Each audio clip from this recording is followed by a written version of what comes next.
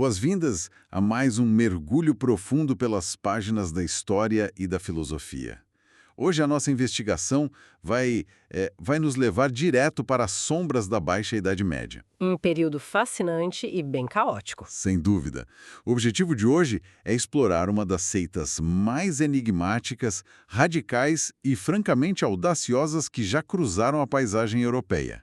O pessoal conhecido como os Irmãos do Livre Espírito. É um nome que já entrega bastante, né? Exato. A nossa missão ao longo desta conversa é entender as engrenagens desse movimento. Eles estavam espalhados pelo norte da Europa ali nos séculos 13 e 14 e conseguiram abalar as fundações de uma instituição tão gigante quanto a Igreja Católica Medieval. E abalaram justamente porque a tese central deles era absolutamente explosiva. Sim. Tratava-se da ideia de que qualquer ser humano poderia se tornar em vida e literalmente Deus na Terra. O que, na época, era uma sentença de morte quase garantida. Com certeza. Então, para quem nos acompanha, a promessa hoje é uma jornada rápida, fascinante, cheia de reviravoltas filosóficas e paradoxos, longe daquele tom monótono de um livro didático. E o que torna essa análise tão instigante logo de cara é a própria natureza dos documentos históricos que a gente tem em mãos. Nós estamos lidando basicamente com um fantasma documental. Isso é muito curioso. Inclusive, ao olhar para o artigo enciclopédico e para os recortes que servem de base para a nossa discussão hoje, tem uma metáfora visual perfeita logo nas primeiras páginas. Ah, o aviso editorial. Esse mesmo.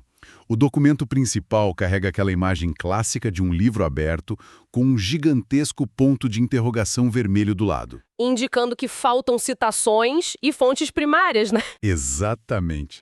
É uma ironia brilhante porque resume perfeitamente a essência do nosso tema de hoje. Essa imagem meio que define o tom de tudo que a gente vai discutir aqui. A história dos Irmãos do Livre Espírito é, por si só, um monumental ponto de interrogação. E o motivo disso é que a esmagadora maioria do que sabemos sobre eles não foi escrita por eles mesmos. Foi escrita pelos inimigos. Exato. As informações chegaram até nós através das penas dos inquisidores que os caçaram, que os julgaram e, em muitos casos, que os enviaram para a fogueira. Nós estamos lendo essa história através de lentes totalmente enviesadas. É como tentar entender a filosofia de alguém lendo apenas a ata de acusação do promotor que o condenou. E sabe, para compreender como ideias tão antissistema ganharam tração entre a população comum, a gente precisa olhar para o cenário da época com muita atenção. A Europa Ocidental estava respirando um ar de profunda crise institucional. Um caos completo. Estávamos vivendo o Papado de Avignon. Para quem não tem isso fresco na memória, foi um período em que a própria liderança da Igreja se fragmentou ao ponto de termos dois papas rivais. Um ficava na França, o outro em Roma, e eles ficavam simplesmente excomungando um ao outro. Imagine o impacto psicológico disso na população. Para um camponês ou um artesão da época, ver a autoridade espiritual máxima da Europa transformada num espetáculo de fantoches políticos franceses e italianos deve ter sido devastador. A instituição que deveria garantir a sua salvação eterna, de repente parecia corrupta e fraca. E os traumas coletivos não paravam por aí. Não mesmo. Teve a queda brutal e o extermínio dos Cavaleiros Templários, que chocou a cristandade inteira. Depois a ascensão implacável da Inquisição, a cruzada sangrenta contra os hereges cátaros lá no sul da França. O mundo conhecido parecia estar desmoronando na cabeça dessas pessoas. Havia um forte sentimento apocalíptico impregnado na cultura. Uma crença quase palpável de que o fim do mundo estava batendo à porta. Exatamente nesse caldeirão de desespero cívico e de um fervor religioso intenso que as pessoas começam a buscar caminhos alternativos. Elas tentam tomar a salvação nas próprias mãos, bem longe dos muros das catedrais. Então vamos desvendar isso. Como exatamente esse movimento operava na prática? Essa é a grande questão, porque as fontes indicam que não existia uma estrutura clássica. Não tinha um papa deles, né? Não! Ao contrário dos cátaros que a gente mencionou e que chegaram a desenvolver uma contra-igreja com seus próprios clérigos e ritos, os Irmãos do Livre Espírito eram radicalmente amorfos. Eles não tinham hierarquia nenhuma. Nenhuma. Não havia um líder central, nem paróquias ocultas. O historiador britânico Gordon Leff fornece uma definição muito útil nas nossas fontes. fontes. Ele argumenta que os irmãos eram muito mais um estado de espírito ou uma heresia baseada numa rede frouxa de ideias do que uma organização coesa. Eram redes de indivíduos, muitas vezes tecelões, artesãos, mulheres buscando independência espiritual, gente que lia textos clandestinos e se encontrava em segredo. Uma rede totalmente descentralizada. E mesmo sendo descentralizada, o pânico que eles despertaram nas autoridades foi absoluto. As fontes trazem uns detalhes bem perturbadores sobre os precursores desse estado de espírito. Sim, figuras que plantaram as sementes muito antes. Temos o teólogo Amaury de Ben, lá no início do século XIII. Os escritos dele foram condenados em 1204, porque ele sugeriu que Deus era todas as coisas. Ele foi forçado a se retratar e acabou morrendo logo depois. Provavelmente de estresse profundo diante da pressão da igreja. Mas a igreja não parou por aí. A perseguição foi tão implacável que, em 1209, 10 dos seguidores dele foram queimados vivos em Paris. E pior, o próprio corpo do Amaury foi exumado. Desenterraram o cara. Desenterraram de solo sagrado só para que os ossos fossem queimados e as cinzas espalhadas no monte de lixo. Um ato de apagamento simbólico fortíssimo. Revela o terror teológico real que essas ideias provocavam no alto clero. Eles tentavam incinerar não apenas os corpos, mas a memória da heresia. E havia outros precursores também, como o monge Gioacchino de Fiore. Ah, sim, os joaquimistas. Exatamente. A base do pensamento de Fiore envolvia umas profecias bem complexas sobre as eras do mundo. Algo que os irmãos do Livre Espírito iriam absorver e radicalizar ainda mais lá na frente. E a resposta das autoridades era sempre a mesma: aniquilação física e literária. O que nos leva ao núcleo da nossa investigação. O que motivava tamanha repressão? O que estava sendo sussurrado nesses porões que justificava até desenterrar cadáveres para puni-los? O que é fascinante aqui é mergulhar nas 3 crenças centrais que sustentavam o movimento. Essas 3 doutrinas radicais.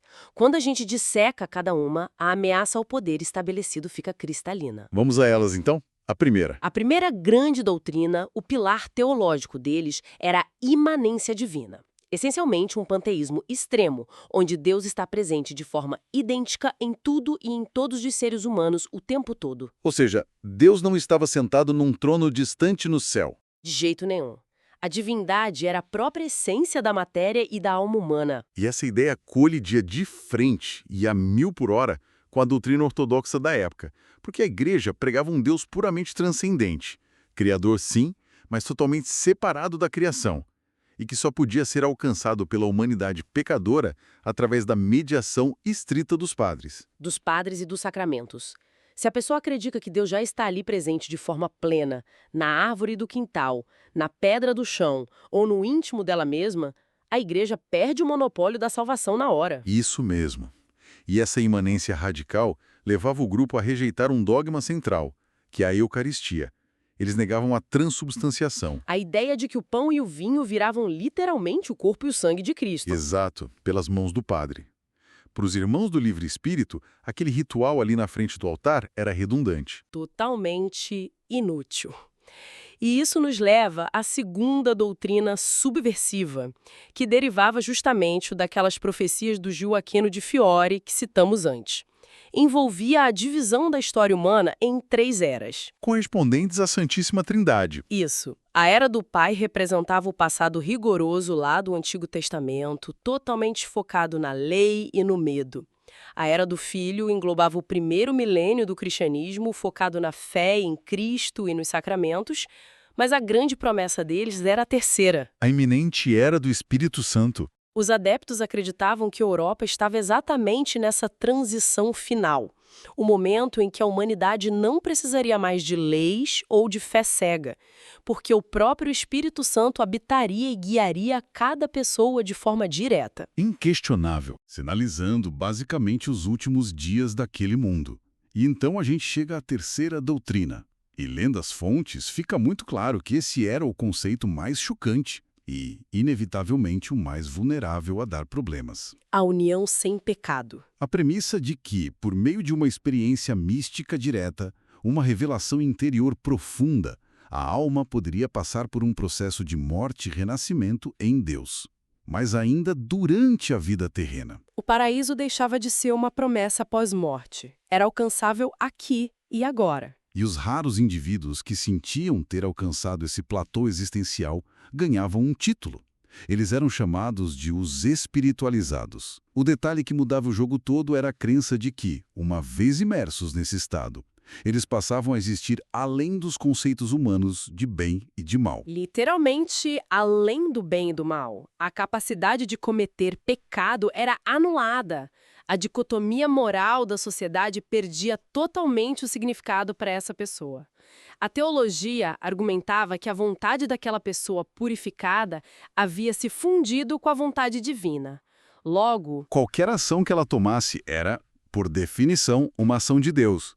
Sabe, lendo o material me veio uma analogia bem moderna à cabeça para explicar a mente de um espiritualizado.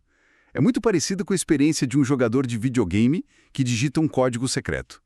um cheat code. Exatamente. É como se a pessoa sentisse que zerou o jogo da moralidade humana. Ela muda de fase e passa a operar com códigos de trapaça. As regras convencionais, as leis feudais, o que a igreja diz, os conceitos de certo e errado, isso simplesmente evapora. Só se aplica aos outros. Isso, as restrições são só para os NPCs, para os mortais comuns que ainda não acordaram. E a consequência prática de ter zerado esse jogo teológico é o que nos leva ao grande paradoxo dessa história. Porque como essas pessoas, blindadas pela certeza de que não podiam mais pecar, viviam no dia a dia? Aqui é que a coisa fica realmente interessante. Muito. Os relatos nos empurram para uma dicotomia brutal. De um lado da moeda, a gente encontra uma interpretação profundamente mística, de um puritanismo severo, o desapego extremo. O lado ascético do movimento. Isso. O exemplo supremo é a mística francesa Margaret Porret. Ela escreveu um livro clandestino super influente chamado O Espelho das Almas Simples. E a recusa dela em parar de divulgar essas ideias terminou com ela queimada na fogueira em Paris, lá em 1310. E a filosofia dela era intensa. Ela dizia que a alma devia plantar a sua vontade em Deus de forma tão nua, tão vazia de interesses, que o pecado se tornava impossível porque a própria vontade do indivíduo deixava de existir. A aniquilação do ego. Sim, se não tem ego, não tem quem deseja o mal. Outros pensadores, como Meister Eckhart e o autor anônimo do Tratado da Irmã Catarina, seguiam por aí também. Era um caminho excruciante de pobreza voluntária e contemplação. Mas, lendo isso, me surge uma dúvida enorme sobre a atuação prática da época. Como é que os inquisidores diferenciavam uma mística reclusa e pura, como a Marguerite, de um anarquista selvagem na rua? Ou será que o simples fato de dizer "eu falo com Deus direto" já jogava todo mundo no mesmo saco de hereges? O argumento era quase secundário. A ameaça estrutural era a mesma. A pessoa estava dizendo que a igreja era inútil. E como não existia um papa deles para policiar as doutrinas, esse conceito de união sem pecado vazava muito facilmente do ascetismo silencioso para o caos total. E é aí que viramos a página nas fontes e saímos do monastério silencioso para entrar num quadro bizarro, tipo as pinturas de Hieronymus Bosch. Nós mergulhamos na visão caótica e libertina do movimento. Que é onde a premissa lógica vira uma arma perigosa. Exato. Pensa comigo, se o espiritualizado não pode pecar porque tudo que ele quer fazer é a vontade de Deus, então absolutamente qualquer ato que ele sinta vontade de cometer é válido e divino. A historiadora Barbara Tuchman, que está nas nossas fontes, traz uns recortes assustadores. Um verdadeiro colapso da ordem social. Segundo os relatos, certos grupos se sentiam livres para quebrar todos os tabus da época. O desmantelamento prático de qualquer norma civil. Tinha exigência de amor livre e rejeição total do casamento sagrado. Falava-se de orgias em casas comunitárias. Missas bizarras. Existem descrições de encontros onde todo mundo se despia completamente, usando o argumento de que a nudez mostrava o retorno à inocência de Adão e Eva antes da queda. Sem vergonha, sem pecado. E isso ia muito além de comportamento íntimo. Atingia o bolso das pessoas, a economia básica.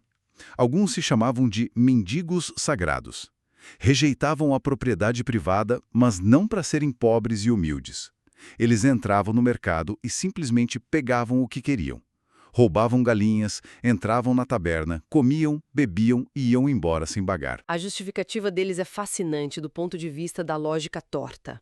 Como o mundo é de Deus e eles são um com Deus, tudo no mundo pertence a eles por direito divino. E a fronteira final, a pior de todas, notada pela Tushman nas fontes inquisitoriais, era a violência. Relata-se que eles justificavam até mesmo o assassinato. Se alguém tentasse impedir um roubo ou qualquer outra coisa, eles matavam sob a desculpa de que qualquer obstáculo aos desejos deles era um obstáculo à própria vontade de Deus. E isso levanta uma questão importante. Talvez o maior desafio de ler esses documentos hoje. Nós precisamos investigar a credibilidade dessas histórias. Até que ponto essa anarquia, essas orgias teatrais e os roubos eram reais e qual é a proporção de pura propaganda inflada pela Inquisição? É um truque bem antigo. Sim, manual clássico de qualquer autoridade repressora. Demonizar um grupo dissidente ligando eles aos crimes que mais assustam a sociedade comum, tipo perversão sexual aguda e criminalidade violenta. O nosso papel, ao analisar isso para quem nos ouve, é manter a imparcialidade. Não cabe à nossa investigação endossar a teologia maluca deles e nem bater palmas para as crueldades da Inquisição. Nós estamos olhando a fumaça para tentar entender onde estava o fogo. Sempre lembrando que quem escreveu a maioria dos papéis foi quem acendeu a fogueira. Um filtro essencial. Mas, mesmo aplicando esse ceticismo historiográfico, o perigo daquelas ideias era muito real. E a gente sabe disso porque temos textos escritos por simpatizantes do movimento confirmando essa lógica perigosa. Qual é o exemplo principal? Tem um texto notável de um escritor anônimo dos Begardos. Ah, os begardos. E as beguinas? Isso. Eram comunidades leigas ali no norte da Europa. Eles viviam vidas semi-monásticas, devotas, mas sem fazer os votos formais que os prenderiam à igreja. Essa independência acabou virando um terreno super fértil para as ideias do livre espírito. E o que esse escritor beguardo disse? Ele escreveu uma passagem que eu vou ler aqui, profundamente reveladora. Ele diz: "O homem semelhante a Deus deve fazer com que a sua vontade se conforme à vontade de Deus. Se, portanto, Deus quer que eu peque, de modo algum devo desejar não ter pecado. E se um homem cometeu 1000 pecados mortais e está unido a Deus, ele não deve desejar não ter cometido esses pecados." A arquitetura do argumento é aterrorizante. O arrependimento se torna uma ofensa contra a vontade divina. É uma racionalização perfeita, blindada contra qualquer crítica. Se eu me arrependo, eu duvido de Deus. Exato. É o momento em que aquela busca mística por desapego da Marguerite Porret sofre uma mutação terrível. Nas mãos de mentes inclinadas ao caos, essa falta de amarras vira um verniz teológico para a psicopatia pura. Como não tinha um texto dogmático para estabelecer limite, a linha entre a iluminação e o crime dependia apenas da bússola moral de alguém que acreditava já estar acima da moralidade. E o detalhe que realmente quebra a cabeça na leitura dessas fontes é perceber de onde eles tiravam inspiração para isso. Não era puro delírio inventado do nada. Eles pregavam as escrituras tradicionais e liam com uma lente proto-anarquista. Eles adoravam partes específicas da Bíblia. Sim, focavam muito no Evangelho de Lucas naquela frase: "O reino de Deus não vem com aparência exterior. O reino de Deus está dentro de vós." E se apoiavam pesadamente no apóstolo Paulo, na epístola aos Gálatas. "Não há judeu nem grego, não há escravo nem livre, não há homem nem mulher, porque todos vós sois um em Cristo Jesus." Pense no peso disso. Para um servo exausto, ler isso literalmente era a maior revolução possível.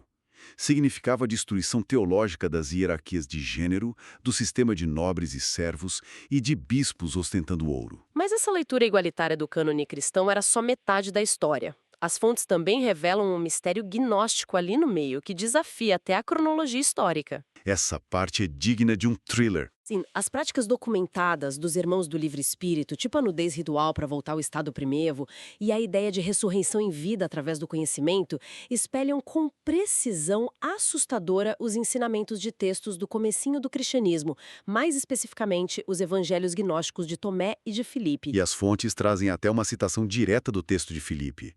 Algo como: Aquele que tem o conhecimento é uma pessoa livre, mas a pessoa livre não peca. Exato. O que transforma a história num quebra-cabeça absurdo. Como é que textos do segundo século, que foram literalmente enterrados nas areias do Egito para fugir da censura da Igreja Antiga e que só foram achados pela humanidade no século XX, lá em 1945 em Nag Hammadi, como esses conceitos reaparecem na cabeça de artesãos da Bélgica e na Alemanha do século XIV? É um salto temporal gigante. Boca a boca, de geração em geração, cruzando rotas comerciais ou escondida pelos sobreviventes da perseguição aos cátaros, que tinham essa influência oriental. Um telefone sem fio teológico que durou 1000 anos. A persistência das ideias é impressionante. E se conectarmos isso ao panorama geral, percebemos que a influência dessa mentalidade transcendeu a Idade Média.